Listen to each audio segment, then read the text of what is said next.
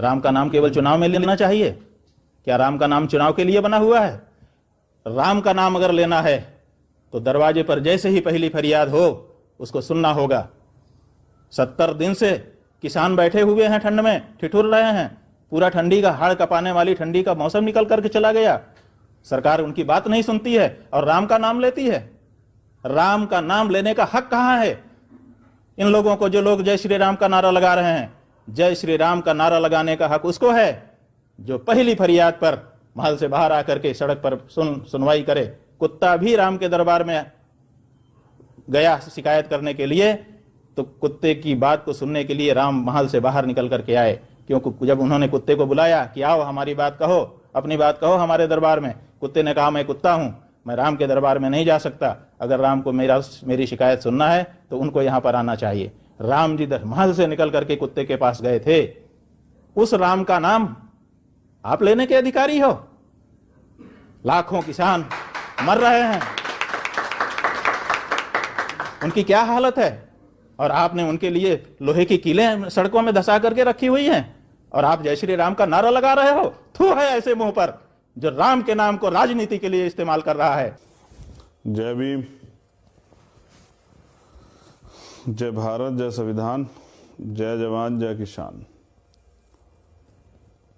तो आज बिना बताए जो है लाइव आना पड़ा और देश में बहुजन समाज का, इस देश का बेटा होने के नाते, इस देश के किसानों का हमदर्द, उनका दोस्त और किसान होने के नाते, और सबसे ज़रूरी जो है वो प्रथम और अंत्य भारतीय होने के नाते जो है मुझे लाइव आना पड़ा। क्योंकि आज जो है वो हालात बड़े सामान्य नहीं हैं और जब हालात सामान्य नहीं हो तो चुप्पी थाम कर बैठ जाना, यानी कि उस मुद्दे से अपने आप को अलग कर लेना होता है। दो चीज़ें पे मैं ज़रूरी आपसे बात करना चाहता हूं कि पहली जो बात है वो ये है कि आंदोलन, हम लोगों ने लंबे समय से आंदोलन किया और आंदोलन में जब सरकार सामना नहीं कर पाती तो वो जुल्म ज्यादती करती है, अत्याचार करती है, झूठे आरोप लगाती है, आंदोलन को बदनाम करती है, पीड़ितों को ही जो है दोषी बना देती है। ये मैं एक लंबे समय से, मेरे 18-19 साल के जीवन संघर्ष में मैंने देखा।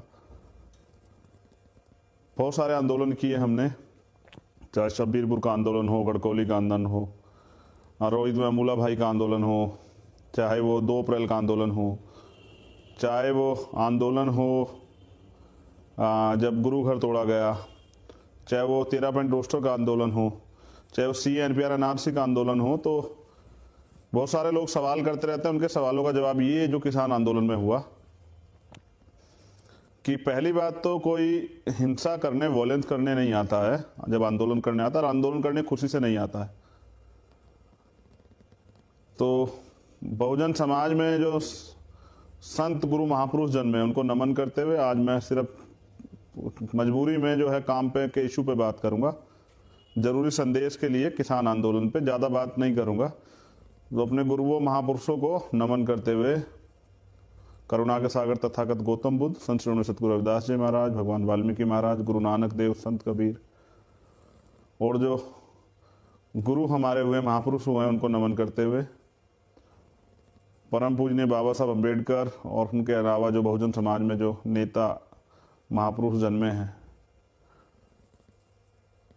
मान्यवर दीना भाना वाल्मीकि साहब, मान्यवर काशीराम साहब, ये आज का जो लाइव है ये बहुत इम्पोर्टेंट है। इम्पोर्टेंट इसलिए है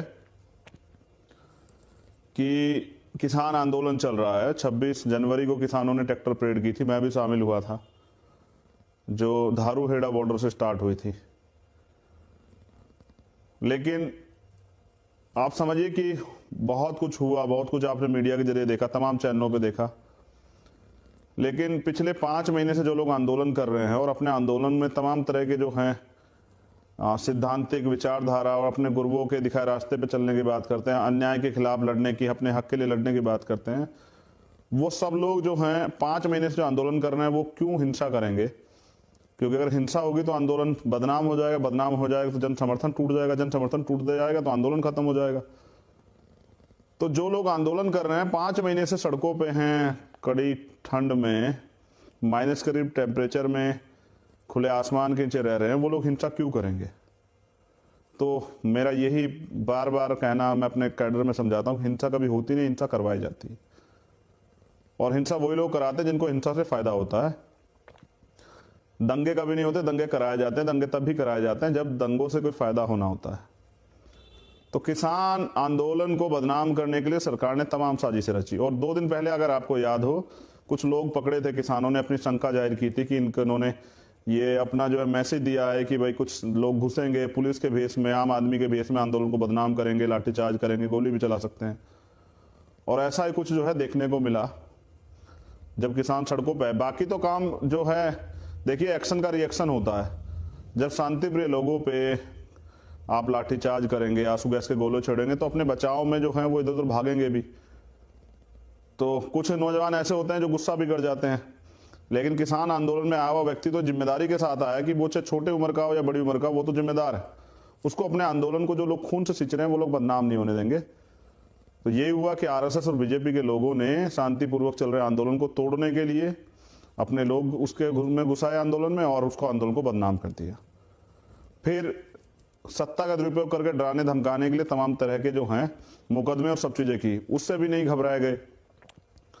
फिर जो किसान नेता थे, जैसे टिकरी पे हुआ, टिकरी बॉर्डर पे, जैसे सिंगू बॉर्डर पे, और जैसे कल रात गाजीपुर बॉर्डर पे हुआ, जो किसान नेता हैं टिकैत साहब, उनको जो है डराने का प्रयास किया गया, गिरफ्तारी और तमाम तरह से जो है उनको डराया गया। लेकिन एक मजबूत नेता नहीं डरा, लड़ता रहा, तो सरकार को झुकना पड़ा।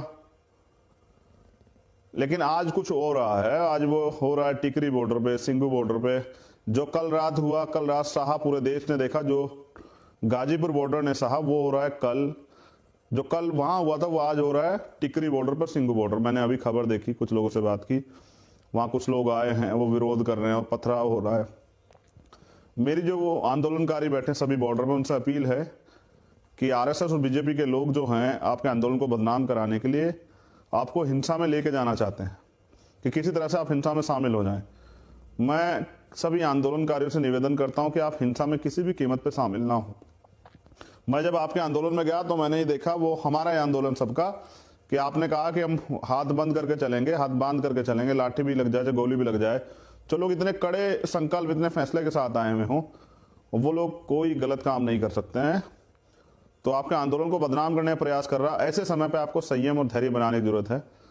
और जिस तरह से लोकल लोग बता के गुंडे जो है, आरएसएस के गुंडे जो है भेजे जा रहे हैं इस आंदोलन को तोड़ने के लिए, जिस आंदोलन ने सरकार की नींव हिला दी है, मैं अपने आंदोलनकारी युवाओं से, एक युवा होने के नाते, अपने बुजुर्गों से, अपनी माताओं बहनों से, अपने नौजवानों से कहता हूं कि आज वो सुरक्षा कवच बन के जो है अपने आंदोलन में रहे। किसी भी कीमत में किसी के उकसाए में मत आए, क्योंकि अगर आप हिंसा में सम्मिलित हो जाएंगे तो इनको आपको बदनाम करना, आपको मारना, आपको गलत कहना, आप पे आरोप लगाना और आसान हो जाएगा। तो हिंसा में भागीदारी नहीं करनी है, दूर रहना। मैं कुछ देख रहा हूं, कुछ नौजवान इनके साजिशों के शिकार हो भी रहे हैं, कुछ हो भी जाएंगे। मेरा अनुरोध है आप लोगों से कि आंदोलन तभी तक ताकतवर रहता है जब तक वो अहिंसक होता है, नॉन वायलेंस होता है। जैसे वायलेंस होता है सरकार के लिए, उसको खत्म करना बहुत आसान हो जाता है, क्योंकि जनता का जो समर्थन है वो टूट जाता है। मैं खुद किसान आंदोलन में था और मैंने देखा कितना समर्थन है, घर घर से समर्थन है। जब हम धारूहेड़ा से आ रहे थे तो गांव से लोग आए थे सड़क पर निकल के देखने के लिए, फूल डालने के लिए, स्वागत कर रहे थे, नारे लगा रहे थे, जय जवान जय किसान की बात कर रहे थे, अन्नदाता को जो है सैल्यूट कर रहे थे, जैसे परेड में जो है सैल्यूट किया जाता है अधिकारियों को, नेताओं को। तो मेरा कहना यह है कि आपके आंदोलन को बदनाम करने के लिए तरह तरह की साजिश हो रही। आपको अपनी जिम्मेदारी को समझना है, किसी भी कीमत पे अपने आंदोलन कमजोर नहीं होने देना और हिंसा में नहीं जाना है।